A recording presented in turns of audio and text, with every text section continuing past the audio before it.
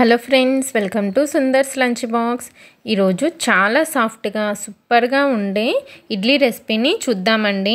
ముందుగా ఒక గిన్నెలో 1 కప్పు వరకు మినపగుళ్ళు, 1 కప్పు వరకు అటుకుల్ని వేసుకొని 2-3 సార్లు శుభ్రంగా కడగండి.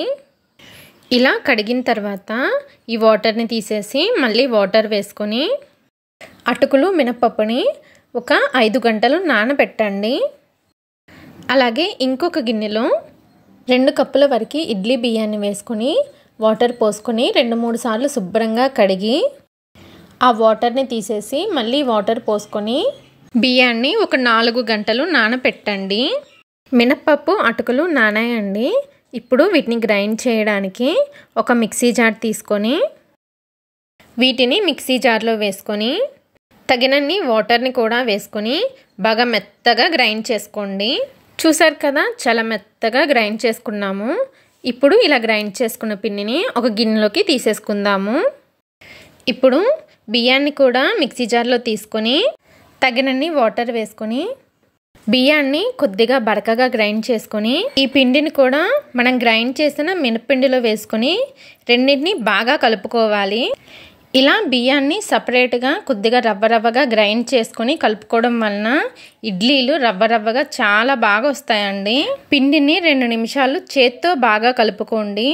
పిండిని చేత్తో బాగా కలుపుకోవడం వలన ఫర్మెంటేషన్ అనేది చాలా బాగా అవుతుందండి. పిండిని చేత్తో 2 నిమిషాలు బాగా కలుపుకున్న తర్వాత పిండి పైన మూత పెట్టేసేసి ఒక ఫుల్ నైట్ లేకపోతే 10 గంటలు పిండిని పులియనివ్వాలి. నేనైతే పిండిని నైట్ వేసుకొని ఎర్లీ మార్నింగ్ మీకు చూపిస్తున్నాను చూడండి. పిండి చూసారా ఎంత బాగా పులిసిందో, బయటికి కూడా పొంగిపోయిందండి. మీరు ఎప్పుడు పిండిని చిన్న గిన్నెలో పులియ పెట్టకండి. నేను కొద్దిగా చిన్న గిన్నెని తీసుకోవడం వల్ల పిండి బయటికి పొంగిపోయింది. తర్వాత పిండిని ఒకే డైరెక్షన్లో ఒక్కసారి కలపండి. మరీ ఎక్కువగా కలిపేసేయకండి. మరీ ఎక్కువగా కలిపారంటే పిండిలో ఉన్న ఎయిర్ గ్యాప్స్ పోయి మనకి ఇడ్లీలు సరిగ్గా రావు. తర్వాత ఈ పిండిలో నుంచి మనకి కావలసినంత పిండిని ఇంకొక బౌల్లోకి తీసుకొని పిండిలో రుచికి తగినంత ఉప్పు వేసుకొని ఒకసారి కలుపుకొని ఇడ్లీలు పెట్టుకోవడానికి ఇడ్లీ ప్లేట్లని తీసుకొని ప్లేట్లకి కొద్దిగా ఆయిల్ని కానీ నెయ్యిని కానీ అప్లై చేయండి. ఇలా చేయడం వలన ఇడ్లీలు ప్లేట్లకు అతుక్కోకుండా చాలా బాగా వచ్చేస్తాయండి. తర్వాత ఇడ్లీ పిండిని ప్లేట్లలో పెట్టుకోవాలి.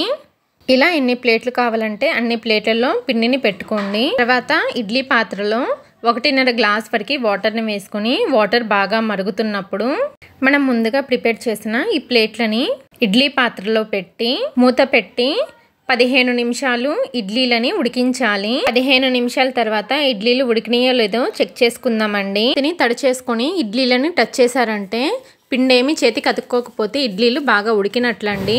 ఇప్పుడు ప్లేట్లని బయటకు తీసి ఒక 5 నిమిషాలు అలా వదిలేసేయండి. ఇడ్లీలని ఆరక ముందు తీసారంటే ప్లేట్ కతుక్కుపోయి అంత బాగా రావండి. 5 నిమిషాల తర్వాత స్పూన్ని తడి చేసుకొని ఇడ్లీలని తీయండి, చాలా పర్ఫెక్ట్గా వచ్చేస్తాయి. ఇలా ఎన్ని ఇడ్లీ కావాలంటే అన్ని ఇడ్లీ పెట్టుకోండి.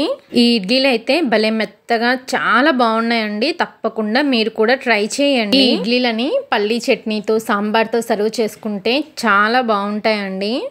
చూసారు కదా, దూదిలాగా ఎంత మెత్తగా ఉన్నాయో. మీరు కూడా తప్పకుండా ట్రై చేయండి.